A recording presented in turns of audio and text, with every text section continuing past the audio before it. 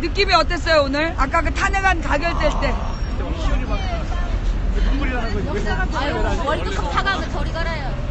근데 진짜 우리가 이제까지 이렇게 성공해본 경험이 별로 없었잖아요. 네. 그죠?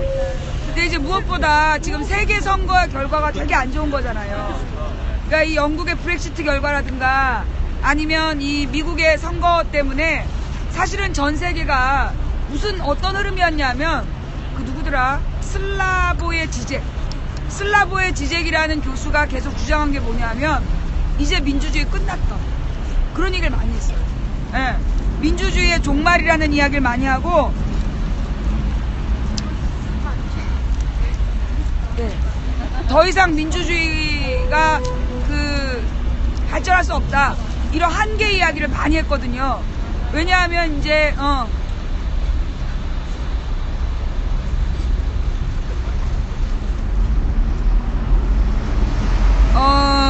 잠깐만요. 그런 이야기를 하게 보셨어요? 예. 그런 이야기를 하게 되는 배경이 중요해요. 예, 어떤 배경이냐 하면 사실은 이제 많은 민주주의자들이 뭐에 노출돼서 미디어. 예, 그러니까 이제 스티븐 핑거를 비롯해서 세계의 이제 지식인들이 생각하는 문제가 그 뒷부분을 위해서 조금만 앞쪽으로 오세요, 조금. 예, 앞쪽으로 여기 와서 앉으시면 될 것 같아요. 예. 그래서 이 세계 지식인들이 지금 생각하는 게 뭐냐면 많은 민주주의자들이 미디어에 왜곡된 정보를 제공하는 방송 매체에 노출이 너무 많이 돼서 그래서 잘못된 판단을 한다. 특히 이제 슬라보의 지적 같은 사람은 우리나라로 이렇게 와서 몇 년 동안 활동하면서 그 사람이 동구 출신이에요. 동유럽 출신. 그래서 동유럽 출신 지식인으로서 나름대로 이제 세계가 변하고 그러니까 이제 이 신자유주의 시대에 나름대로 이 세계가 새로운 답을 찾길 바랬는데 어서 오세요. 계속 안 좋은 방향으로 가니까 이 사람은 굉장히 깊은 절망에 빠진 것 같더라고요. 그래서 이제 이분이 얘기한 게 뭐냐면 우리 이제 전 세계 민주주의의 위기다. 그러면서 새로운 패러다임 얘기를 많이 했어요. 그래서 나온 얘기가 브렉시트하고 그다음 이제 또 뭐 몇 가지 선거의 결과들이 가령 걔 누구야? 필리핀 두테르테. 그다음에 터키의 독재자가 에르도안이 막 권력을 잡는 거 이런 모습들이 그게 이제 민주주의의 한계들이다. 이제 뭐 러시아의 푸틴, 그다음에 필리핀의 두테르테, 터키의 에르도안, 일본의 아베, 근데 우리나라의 박근혜 이게 이제 전부 다 민주주의자들에게는 절망으로 다가오는 그런 상황이었고 이 국민들 특히 이제 트럼프가 당선되면서 사실은 전 세계의 지식인들이 절망했어요. 정말. 왜냐하면 이제 적어도 미국에 민주적인 지성인이 조금은 있을 줄 알았는데 미국마저 이렇게 됐구나. 이런 게 되게 컸던 것 같아요. 그래서 전 세계가 굉장히 실망스러운 투표 때문에 놀랬었는데 유일하게 우리만 처음일까요? 두 번째예요. 예. 왜? 총선 때. 예. 총선 때 쟤들이 전부 다 새누리당이 190에서 220석 간다고 얼마나 생지랄을 떨었습니까? 그런데 우리가 여소야대를 만들어냈잖아요. 그죠? 그래가지고 전 세계가 깜짝 놀랐거든요. 그런데 이번에 또 우리가 탄핵안을 가결시킨 거예요. 근데 어젯밤까지 뭐 세월호 7시간이 들어가서 뭐 결정이 번복될 수 있다. 탄핵이 부결될 수 있다. 얼마나 협박질했냐고. 그런데 우리 국민들이 변함없이 세월호를 넣어야 된다. 그리고 야당을 압박했잖아요. 이번에 우리가 본 건 뭐냐면 야당이 굉장히 겁이 많구나. 예. 야당이 너무나 겁이 많아가지고 얘네들은 국민의 지시가 없으면 아무것도 못해. 우리가 본 건 그거예요. 자, 그걸 보면서 또 많은 국민들이 야당 정치인들 등신 같다. 왜 그렇게 줏대가 없냐? 이렇게 얘기하면 안 돼요. 원래 정치인은 국민의 뜻에 따르는 게 본연의 임무예요. 이제까지 새누리당 같은 애들은 지들 멋대로 자기네들이 결정하면 법이다. 박근혜가 국가다. 그런 거 아니에요? 그러면서 그렇게 쭉 살아왔다가 이번에 이제 이 그 최순실 사태 이후에 국민들의 6번의 촛불을 보고 이것들이 놀란 거야. 예. 그게 왜 놀랬냐? 얘네들이 진짜 기대한 건 폭력 시위였어. 정말. 폭력 시위를 해서, 예. 네, 안녕하세요. 네. 폭력 시위를 해서 국민들이 삑사리 놓길 바란 거야. 그래서 그 폭력 시위 장면을 막 그 종편에다 내보내고, 민주주의의 종말이니 뭐니, 그러면서 막 이 종북 좌빨들의 폭력 난동, 이렇게 자막을 써놨다가 이제 못 쓴 거지. 지난 총선 때 여러분, 왜 개표 방송이 중단된지 모르세요? 지난 총선 때 개표 방송이 중단이 됐어요. 개표가 다 안 됐는데 새벽 4시쯤에 다 닫았어요.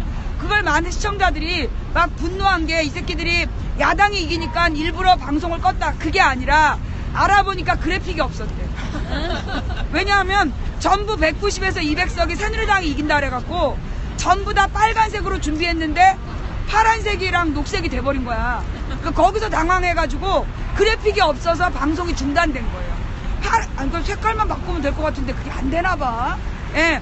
그래서 총선이 중단된 것처럼 오늘 같은 경우에도 우리 국민들이 이렇게 해낼 줄 몰랐겠죠. 근데 내가 볼 때는 지네들 내부에서도 충격이 클 것 같아. 그죠? 지금 박근혜가 제일 멘붕이 심할 거야. 근데 쟤는 아마 234명이 반대한 거 아닌가. 예. 그렇게도 생각할 것 같고. 뇌에 주름이 없다 보니까. 이 보톡스로 이 뇌주름이 펴진 상태이기 때문에 정상적 사고가 불가능하다 보니까 지금 상황을 제대로 이해도 못하는 것 같아. 그래도 하여튼 뭐 오늘 5시에 뭐 국무회의 간담회를 한다는 거 아니에요? 그럼 국무회의 간담회를 해서 뭘 얘기할까 마지막으로. 평상시에도 안 해놓고 왜 마지막에 하는 척하고 그래. 올해 54번의 국무회의를 37번을 저기 황교안시키고 지는 14번인가 밖에 참여를 안 했다면서요? 그러더니 막 이제 와서 지가 무슨 국무회의 열심히 한 것 마냥. 그래 놓고 이제 또 놀겠지, 또 드라마 보고. 나 진짜 그 얘기 오늘 우리 딸한테 듣고 너무 쪽팔렸어. 엄마, 박근혜가 날마다 드라마만 봤대. 밥 먹고 드라마만 봤다고. 저녁 8시 이후에 일정이 없었다고. 아우, 쪽팔려. 또 마이크가 왔어. 그렇다고 기죽을 망치가 아니야. 빨리 해야 돼. 그래서 좌우지간 박근혜가 왜 국무회의를 했을까? 마지막 지시를 내렸을 거예요. 자기가 없는 동안에 황교안을 시켜서 추진하던 일을 해라. 그 다음에 내가 기가 막힌 기가 막힌 얘기를 들었어. 머리 감다가. 알지? 누군지 내가 밝히면 또 무리를 일으킬까봐 내가 말을 안 하겠는데, 저기는 잔디밭이 박정희 동상 세우는 거야. 저기는 잔디밭에다가 박정희 동상을 세우려고. 그래서 저기는 풀밭을 해놓은 거야. 이미 박정희가 동상이 만들어져 있다는 거잖아요. 그러니까 이제 그 짓거리 하려고 그랬던 거지. 그러니까 이제 아마 박정희 동상 수립하는 거, 그 다음에 국정교과서, 그죠? 국정교과서, 사드, 그 다음에 노동학법, 특히 이제 그 성과연봉제, 요런 몇 가지 것들을 계속 추진하라고 자기 국무위원들한테 지시를 내렸을 거예요. 그걸 지시를 내리고, 그 다음에 황교안한테 강력하게 밀고 나가라. 왜냐하면 지금 이 우리나라의 현실 실정법상 총리의 그 활동 기준이 없다는 거예요. 그러니까 총리가 고건 총리 같은 경우 어제 보셨겠지만, 고건 총리 같은 경우는 되게 방어적이고 수세적으로 꼭 해야 되는 일, 현상 유지만 한 거였고, 근데 이제 이 황교안, 그러니까 제가 방송 기억나세요? 박근혜와 이명박이 원하는 건 황교안 체제다. 기억나시죠? 그러니까 이제 박근혜하고 이명박이 원하는 건 황교안 체제야. 왜? 황교안은 이명박과 박근혜의 교집합이에요.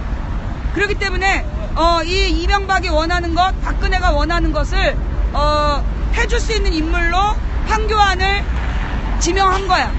그래서 지금 이제 그게 추진되고 있는 거죠. 그래서 이제 아마도 박근혜가 황교안에게 강력한 그 총리 업무를 지시할 가능성이 있다. 그래서 자기가 추진하던 사업들을 밀어붙여라 라고 할 수 있어요. 그러면 총리 교체 안 돼요? 그래서 이제 지금 국회가 해야 될 일은 뭐냐 하면, 원래 국회의 기본적인 헌법의 역할이 뭐예요? 행정부를 감시하고 견제하라. 그 역할을 살려야 돼요. 지금 이제 국회가 탄핵을 가결시켰다고 막 지네들끼리 밥 먹고 술 먹고 놀면 안 돼. 지금부터 할 일이 뭐냐 하면 황교안의 일거수일투족을 감시하고 국무위원들을 디립다 까가지고 국민 뜻에 반하는 행정 업무를 못 보도록 감시하는 일이 국회가 할 일이다. 그리고 국민들은 일단 국회한테 황교안 대처는 맡기고 국무위원에 대한 감시 감독은 국회에다 맡기고 우리는 이제 헌재에다가 너네가 이번에 박근혜 탄핵을 반대하면 우리가 개헌하는 과정에서 헌재를 없애겠다. 국민들이 헌재를 없애는 방향으로 갈 테니까 너네 정신 차려라. 그 압박을 계속해줘야 돼요. 그러니까 국회의원들은 다음에 안 뽑아준다는 말이 제일 무서운 협박이고 헌법재판관들에게는 헌재를 없애버리겠다. 그게 제일 무서운 말이에요. 왜냐하면 자기의 마지막 명예인데 헌법재판소가 명예직인데 그 헌법재판소를 없애버린다면 이건 자기 후배 법관들한테 자기들 때문에 헌재가 없어졌다는 그 불명예가 되잖아요. 그래서 제일 무서워하는데 문제는 뭐냐 하면 지금 얘네들이 명예에 별로 신경을 안 써요. 그게 또 문제예요. 예. 그러니까 지금 돈 많이 버는 변호사, 돈 많이 버는 변호사 되는 거를 더 좋아하고 명예에 대한 의식이 없기 때문에 그래서 지금 헌재를 믿을 수 없는 상황이에요. 아까 말씀드렸다시피 지금 대한민국의 헌재가 옛날에 무슨 짓을 했었다? 통진당을 해산할 때. 자, 여기서 망치 부인이 통진당을 지지하거나 뽑으라고 한 적 있어요, 없어요? 나는 이제까지 한 번도 통진당을 지지하거나 통진당을 찍어야 된다고 얘기한 적이 없어요. 무엇보다 이석기라는 그 의원에 대해서도 내가 그 2012년 5월 달에 이석기를 제명해야 된다. 이석기를 그대로 살려두면 결정적인 시기에 이석기가 민주세력 전체에 덫이 거다. 라는 이야기를 분명히 했어요. 그걸 찾아보세요. 아마 5월 8일쯤? 그러니까 5월 6일에서 8일 사이에 방송일 거예요. 12년 5월 6일에서 8일 사이에 방송을 유튜브에서 찾아보시 그 얘기를 했어요. 나는 이석기라는 사람을 기본적으로 안 좋아해. 그 사람이 도대체 과거에 뭐 했던 사람인지도 모르겠고 왜 그때 국가보안법으로 지명수배를 받았다가 노무현 대통령 선거 때 나타났냐. 그때 자수했던가 그래요? 그래가지고 국가보안법으로 처벌을 받았는데 그러면서 이제 노무현 정부가 되니까 국가보안법으로 이제 자기를 끊어달라 요청하고 그래서 강금실이 끊어주는 바람에 그게 지금까지 종북이니 문재인 욕먹는 원인이 된 거 아니에요? 그리고 나서 그 이석기가 그 12년 5월에 통진당 문제에서 이석기를 제명시키라는 게 논점이었어. 그래서 내가 주장했던 건 뭐냐면 이석기가 국가보안법으로 그 형을 살다가 중간에 나온 거잖아요. 형을 다 살았으면 문제가 안 돼. 근데 국가보안법으로 형을 살다가 중간에 그걸 뭐라 그래? 그걸 뭐지? 특사로 나왔단 말이에요. 그래서 내가 이석기를 잘라야 된다고 얘기했던 건 지금 애초에 잘라놓지 않으면 결정적일 때 민주세력에 덫이 될 거다. 그러면서 내가 그 얘기했어. 이석기를 그냥 두면 민주세력 전체에 덫이 됨과 더불어 통진당은 해산될 거다. 그 얘기도 내가 분명히 했어요. 근데 그 말 그대로 됐잖아. 내가 그 이석기 문제에 대해서는 그랬던 사람이야. 그럼에도 불구하고 헌재가 그 통합진보당을 해산하는 건 왜 문제냐. 가령 통합진보당에 문제가 있어. 근데 통진당이 어떻게 국회의원이 됐어요? 어떻게? 국민의 투표로. 국민들이 그 통합진보당을 6%에서 10%가 투표했잖아요. 그래서 통진당의 의원들이 국회의원이 된 거란 말이에요. 자, 그렇다면 그들을 끌어내릴 수 있는 권력은 누구에게만 있어? 권리는 국민에게만 있는 거예요. 즉 그 사람이 잘못된 정당이라면 그들을 다시 투표하지 않아서 떨어뜨릴 권리가 우리에게 있다는 거죠. 그런데 감히 지들이 뭐라고 헌재에서 정당을 해산했냐. 그러면 헌재에서 정당을 해산할 때는 뭐가 있어야 되냐면 근거가 명확했어야 돼요. 즉 증거가 있어야 돼. 아로라는 조직을 만들어서 내란 음모를 했다면 아로라는 조직의 실체가 있고 조직도가 나오고 강령과 규약이 있어야 되는데 있다 없다? 없다. 그러면 이건 헌재에서 해산을 하면 안 되는 거였어요. 그런데 그때 대법원은 사실은 이게 서류 심사거든요. 대법원에서 무죄가 나올 수밖에 없었어요. 왜냐하면 증거중심주의이기 때문에, 예, 그 증거 재판주의인가? 그래서 이 증거가 없으면 대법원은 무죄를 주게 돼 있었어. 그러니까 박근혜 정부에서 헌재를 압박해서 정당 해산을 추진했던 거예요. 그러니까 이제 그래서 정당 해산 된 뒤에 대법원에서 무죄 판결이 나오게 된 거죠. 그래서 헌재는 그 당시에 헌법재판소로서의 모든 권위를 상실한 거예요. 자, 그렇다면 우리가 해야 될 일은 뭐냐? 우리가 해야 될 일은 뭐냐? 너네 증거 없이 통진당 해산했지. 지금 이 헌재가 뭐 대법원 판결을 기다리겠다는 둥, 박근혜에 대해서 특검 결과를 기다리겠다는 둥, 그러면 우리가 뒤져버려야 되는 거예요. 네. 뭐 지진다 그런 게 장을 지진다 이런 얘기죠. 예. 그래서 너네 증거 없이 통진당 해산해놓고 박근혜는 특검 결과를 기다린다는 둥, 뭐 확실한 증거가 나오길 기다린다는 둥, 이런 개소리를 하면 헌재 앞에 개 9마리 갖다 놓고 젖을 빨아라 라고 우리가 얘기를 해줘야 돼요. 그러니까 우리 애견인 여러분, 예, 강아지들 9마리를 매일 들고 와서 어떡할래? 너네가 국민의 뜻을 따를래? 이걸 빨래? 예, 그렇게 우리가 압박을 해야 된다. 그래서 국민들이, 근데 헌재 앞이 좁아요. 가보면 알겠지만 여기처럼 이렇게 대로가 아니야. 그래갖고 막 수십만 명이 모일 수가 없어, 거기는. 예. 그래서 이제 거기는 이제 우리가 조를 짠다든가, 예. 그래서 이제 전반적으로 뭔가 아마 광화문에서 모이고 특공대를 파견하는 식? 거기가 좁아요. 좁아서 우리가 그 앞을 다 메울 수는 없는데, 그러니까 평일에는 아침에 출근할 때부터 퇴근할 때까지 그 앞에 있는 거야. 그때도 그랬어요. 헌재가 자기네들은 절간 같은 데인데 국민들이 하루 종일 지키고 있는 거야. 노무현 대통령 탄핵 때. 그리고 너무 괴롭다 그랬어요. 그리고 헌재 그 재판관들이 되게 조용하게만 살아온 거야. 근데 이번엔 대가를 치르게 해줘야죠. 예, 날마다 꽹가리 치고, 예, 날마다 이 목탁 두들기고, 한쪽에선 찬양을 부르면서, 예, 개 9마리를 딱 갖다 놓고, 어쩔 거냐? 선택을 해라. 그러면서 우리가 헌재를 압박을 해야 된다. 그래서 국회에는, 그러니까 우리가 또 국민들이 계속 신경을 써야 돼. 국회 압박조. 국회더러는, 황교안과 국무위원들 감시, 견제 감시의 역할을 맡기고, 그 다음에 우리는 헌재를 압박하는 역할을 하고, 그러면서 광화문이나 이런 데 모여가지고 국민들이 이제부터 뭘 해야 되느냐, 민주주의가 뭔지에 대해서 우리가 깊이 고민해야 된다. 저는 이제 무엇보다 오늘 우리나라 국회에서 그 박근혜 탄핵 소추안이 가결된 것이 저는 전 세계에 굉장히 기쁜 소식이 될 거라고 생각해요. 이거는 정의를 바로 세우는 일이고, 대한민국이 민주국가이고 선진국가라는 걸, 예, 선진 의식을 가진 민주국가라는 것을 표현하는, 보여주는 계기가 됐다. 그래서 망치부인입니다. 네, 망치부인입니다. 창동 망치부인. 네. 방학동. 예, 반갑습니다. 네. 미안해. 네, 빨리 네. 하세요. 그래서 우리가 뭔 얘기? 뭔 얘기하다 말았어요. 우리가 사실은 되게 중요한 일을 한 거예요. 왜냐하면 제가 아까 맨 처음에 슬라보의 지적 얘기를 했잖아요. 많은 지식인들이 민주주의 패러다임이 잘못됐다. 지금 다수에게 투표권을 주는 직접 선거의 한계를 얘기하고 있었어요. 예, 직접 선거의 한계들을 이야기하면서 어떻게 보면 새로운 민주주의 제도가 필요하다, 그런 얘기를 했단 말이야. 그런데 생각해보면 트럼프 직선제예요, 간선제예요? 간선제잖아. 그래서 지금 지식인들이 이야기했던 직선제의 한계, 그게 거짓말인 거야. 그게 거짓말이고, 우리가 보여준 게 뭐냐 하면 그러니까 사실은 우리가 국회의원들은 간선제거든요. 대의 민주주의.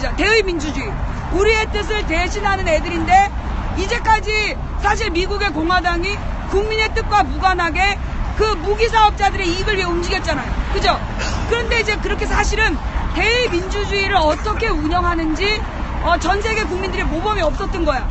근데 이번에 우리가 보여준 거야. 말 안 듣는 개의젓을 빨만한 놈들을 개의젓을 안 빨아도 되는 놈을 60몇 마리 만들었다는 거. 예, 그게 뭘로 가능했냐? 우리 국민들이 직접 촛불을 들어서 직접 참여 민주주의로 만들어낸 성과이다. 그렇기 때문에 이거는 사실은 세계 민주주의의 위기를 우리가 구한 거예요. 맞아. 진짜요. 네, 진짜 그 세계 민주주의의 위기를 우리가 구한 거예요. 그래서 오늘 이 선거 결과가 자 이제 외신들 아는 데다가 전화하세요. 뭐라고 썼니? 이렇게. 네, 그래서 우리가 이제 내일은 토요일이구나. 허리가 너무 아팠고 내일은 내가 방송을 못하겠다. 의자 필요 없고요. 아니 그러니까 내 말은 내일 방송을 못하실 것 같다. 네, 내일은 우리가 표정들이 왜 그래? 아니에요, 진짜. 네, 자 그러니까 이제 우리가 그 세계 민주주의의 희망이 됐어. 네, 근데 그런 얘기도 하지 않았어요? 우리가 11월의 기적을 통해서 전 세계의 평화와 민주주의의 어떤 리더의 역할을 하게 될 거다. 그런 얘기를 했는데 저는 이게 그 과정이라고 봐요. 왜냐하면 프랑스에서도 테러 방지법 이게 통과가 됐단 말이에요. 예, 그러니까 테러 방지법이 프랑스에서도 뭐 국민투표처럼 해서 통과됐지. 그 다음에 트럼프 됐지. 온 세계가 잘못된 투표들이 막 일어나고 있는데 우리 국민들이 촛불 들고 그 개저빨들 애들을 빼가지고 사람의 역할을 하게 했다는 거 이거는 정말 대단한 일이기 때문에 우리가 거기에 대한 자부심을 가져야 되고 또 앞으로 우리가 이런 일이 반복되지 않으려면 어떻게 할 것이냐. 소위 박근혜가 아직도 박근혜 지지자들에게는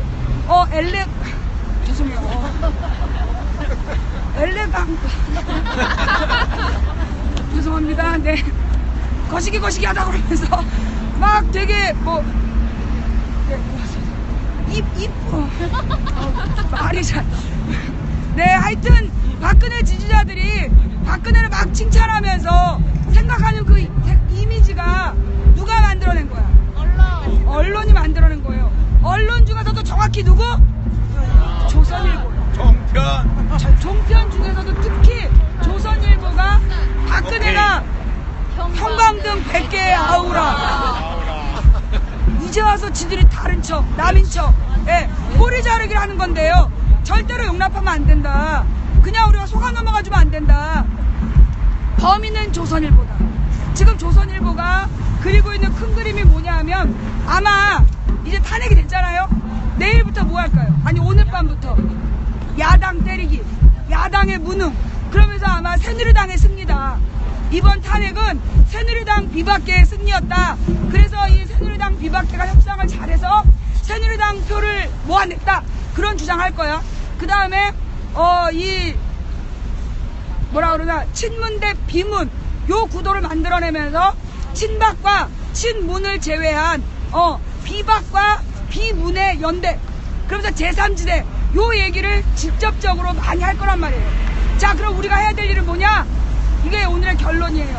지금부터 우리는 진보 대 보수, 남성 대 여성, 호남 대 영남, 젊은 세대와 노인 세대 이런 데에 속아 넘어가지 말고 우리나라를 가르는 기준은 딱 하나다. 뭐하고 뭐?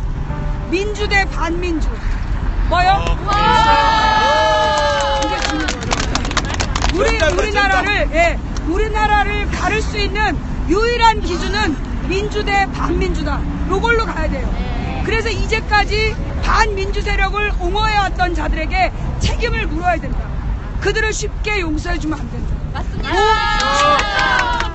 그래서 그 친박과 친문을 제외한 제3지대론을 우리가 정면에 나서서 반대를 해야 돼요.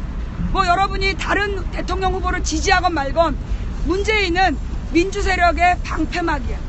문재인이 죽으면 야당 전체가 죽어요. 문재인이 죽으면 안희정도 박원순도 살 수가 없어요. 그래서 안희정이든 박원순이든 야당 후보들을 살려내려면 문재인을 지켜야 되는 거예요. 그래서 야권의 우세 분위기를 만들어야 돼.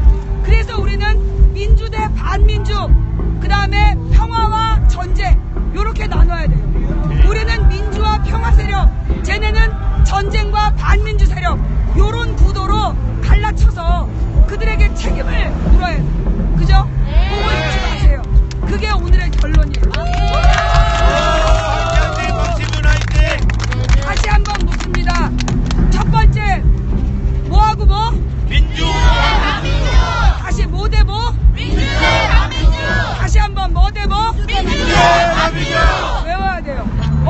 JTBC에서 인터뷰를 했어. 지금부터 우리나라 어떻게 해야 돼요? 민주대 반민주입니다. 그렇지. 자, 어떻게 해야 된다고요? 민주대 반민주입니다. 그렇지요. 자, 민주대 반민주 하나 외우고, 두 번째 뭐하고 뭐?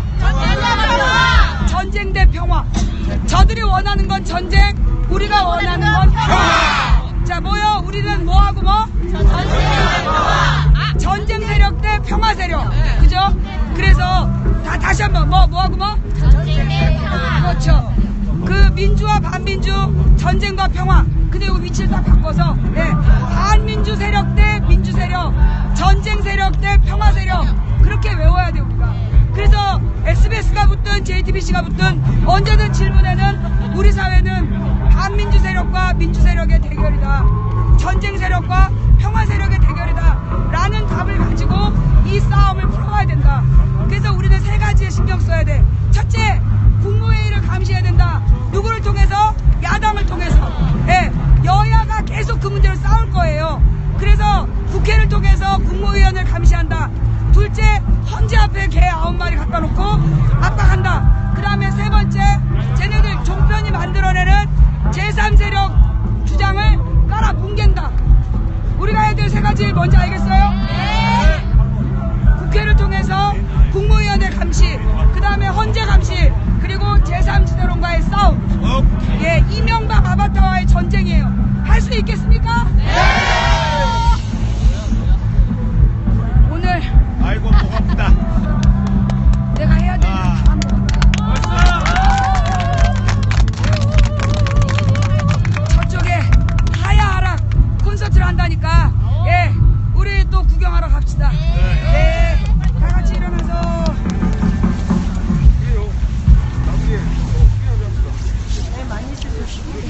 네, 찍으세요. 근데 지금 빛이 없어. 사무실에서 막 뛰어줘요.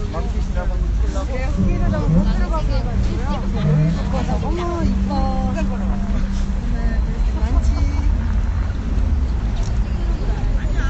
망치님, 망치. 도봉구민이에요. 망치. 감사합니다. 그런데 네. 한 가지 생각해요.